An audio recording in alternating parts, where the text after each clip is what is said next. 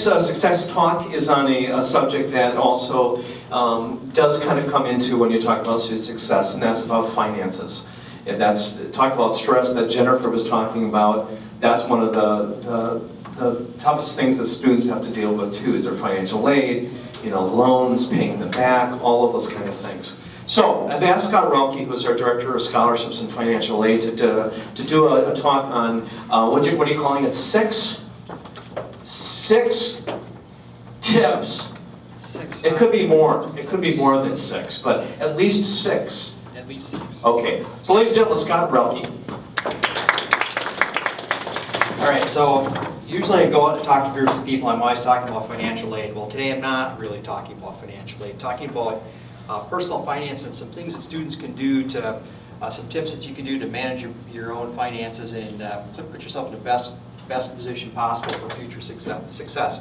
So went out and did a little bit of research on the web, very little research on the web. There's tons of information out there on personal finances for college students and individuals in general.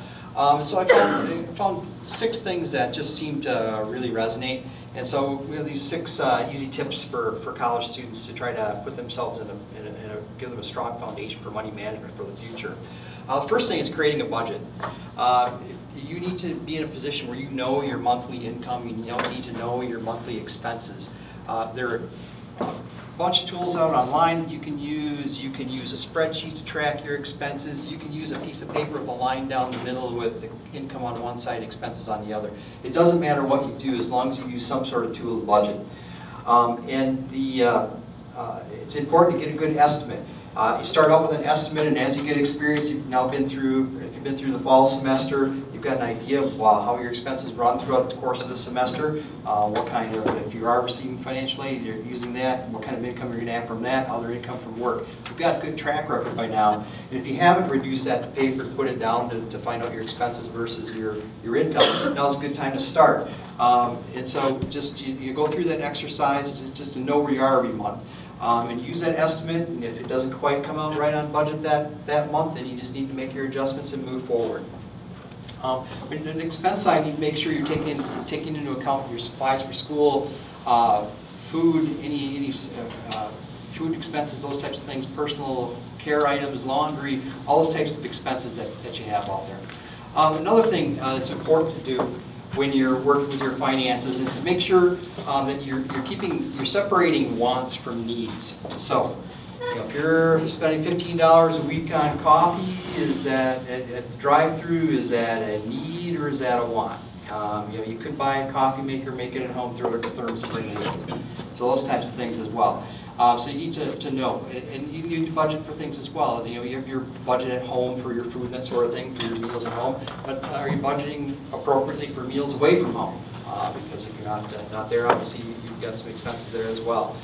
So again, you have to make sure you keep track of that. And again, as I said before, after a couple months, it becomes easier to track those expenses, to get a track record of what it's going to cost you on a weekly basis, and put that into a weekly or monthly budget. Set up a checking account. Banks, credit unions usually offer free accounts to students, and so if you don't have one, so you get that account set up so you have a place to conduct your finances. That also helps if you get into a credit union or a bank that allows students to have an ATM card or a debit card without fees, so you're not racking up fees in all of your transactions. And so make sure if you're doing that, you're working with an institution that has an ATM that's close to campus, that's easily accessible for you, so you're not racking up all those fees for every transactions you have. Another tip that's out there is just to, rather than swiping the debit card every time you're making a purchase, operate on cash. Carry your week's worth of cash with you for those wants that we're talking about in the last thing, and just just use that cash as you come in, and when that's out, you go to the next week. Keep in mind too, when you receive checks into a banking account, you need to make sure that you're allowing enough time for bank transactions to clear. Sometimes if you have checks coming in from out of state or from a further location, it may take a little while for those to clear. So just make sure that you're keeping that in mind as well. Students get bombarded with credit card offers. So credit cards are not necessarily a bad thing, but you need to make sure you're using them properly. It's a good way for folks to to build credit if you don't have it, to repair credit if you have issues with that. But it's important to make sure that you're using that as a tool in that manner and not abusing it. And you need to make sure that when you're using a card like that, you're not overextending yourself. When it comes to a little bit, I said I wasn't going to talk about financial aid, but talk a little bit about financial aid. When it comes to loans and borrowing money to go to school, what you need to do is you need to know where you're going to wind up at the end. So you're in a program here, you have a major, and you should have an idea of how long it's going to take you to complete that, what you're going to need to do over that course of time as far as borrowing from student loans. And so you should be able to project where you're going to be as far as your student debt levels at that time. So it's a good time to start making plans. If you know what your future career is going to be, do some research, figure out what the salary levels are for those types of employment, and start getting an idea of what kind of income you're going to have in order to help pay those student loan payments later on. We have a tool that's available to students under a 3-year grant we have from North Star. The product's called Grad Ready. And so we have some bookmarks in the back. Bookmarks look like this, and so Riley in the back has those. So grab one of those on the way out. And all the things we're talking about here today, whether it's the budgeting, the student loan tracking, all these types of things, Grad Ready has tools out there for you to use. They also have little videos as well to explain processes like repaying loans and budgeting. All that type of information is out there on that site. It's free. You have to create an account like any website to get into it, but it's free for our students. And so grab a card in the back today, log on there, use the tool, and that can help you get your finances organized. Now, number 6 I have on here, is there anybody in here from the bookstore? Good. Okay, so last thing I have here is, last tip we have is to shop smart for textbooks. And so textbooks are one of the largest college expenses, probably after tuition and fees and some of your living expenses. But textbooks are expensive. So at times, if it's appropriate, if you can find the material that you need from a source other than a bookstore, bypass the campus bookstore, buy books online, look for used books, that type of thing. So, again, budget wisely. It is your money. You need to spend it wisely. If it's something you need, it's in the bookstore, that's great. But, buy them online. And even buying books online with shipping many times can be cheaper than buying them locally. Natalie?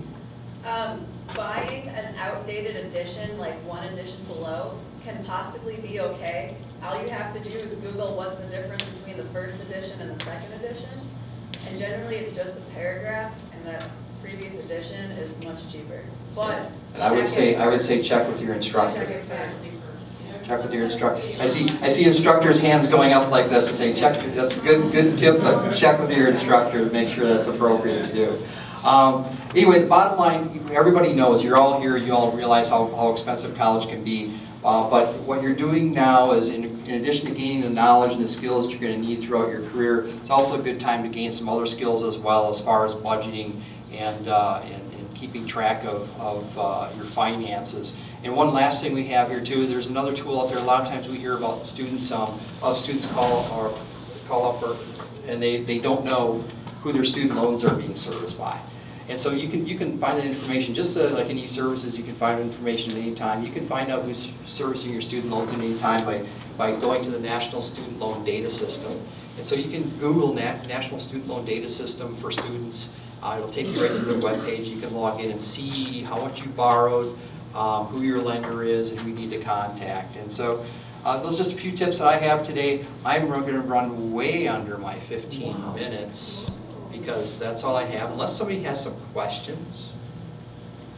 You're a quiet group today. One way in the back. You mentioned textbooks and the cost of textbooks. Has anything been done here about open source textbooks?